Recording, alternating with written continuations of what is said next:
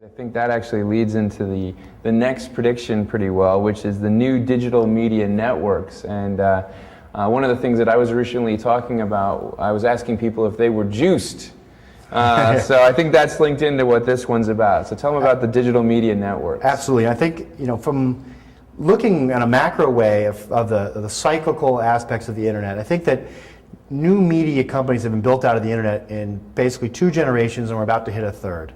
I think the first generation was, I'll use Yahoo and AOL as kind of prime examples, where they said, we're going to bring lots of great content and aggregate content, and we're going to find content and make content and let people access that. It's almost a traditional world model brought to the internet. Mm-hmm. And you've seen them add lots of functionality and things on after that, but their founding model was essentially to create content and find content. Right. I think that was generation 1. Right. I think then you have generation 2, which is exemplified by companies like Google, where it said, we're not going to make content, we're going to use technology to bring stuff to people and tie them closer to stuff and let them find stuff.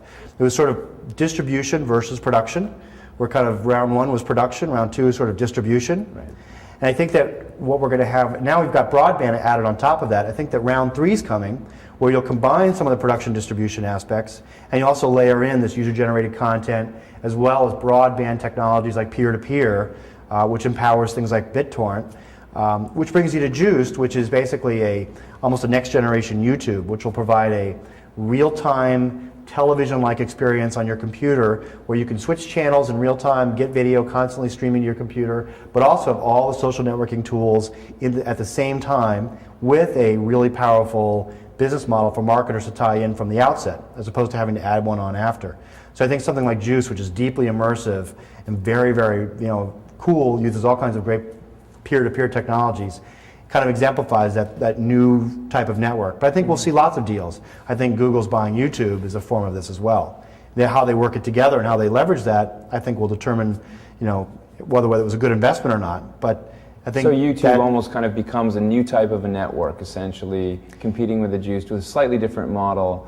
But in some ways, it's slightly different in a way than the digital download services, right? I mean, it seems those aren't really networks. Yeah. Yeah, those aren't networks. They're more of a service-based.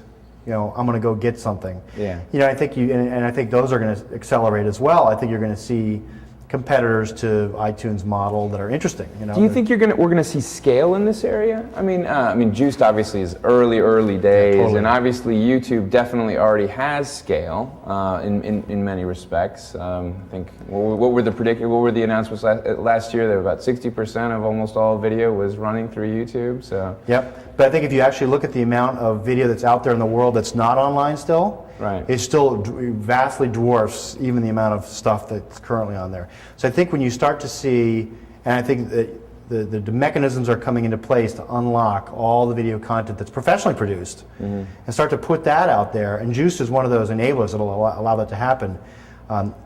It definitely challenges traditional media business models. Big time. So it'll be an interesting one. But they're early days yet. I think one of the things that I've heard was that Juiced is an interesting play, but it doesn't necessarily have the stickiness that something like a Skype does on the telecommunications front. You and I have to talk, but we don't necessarily have to watch video, so will it scale as fast?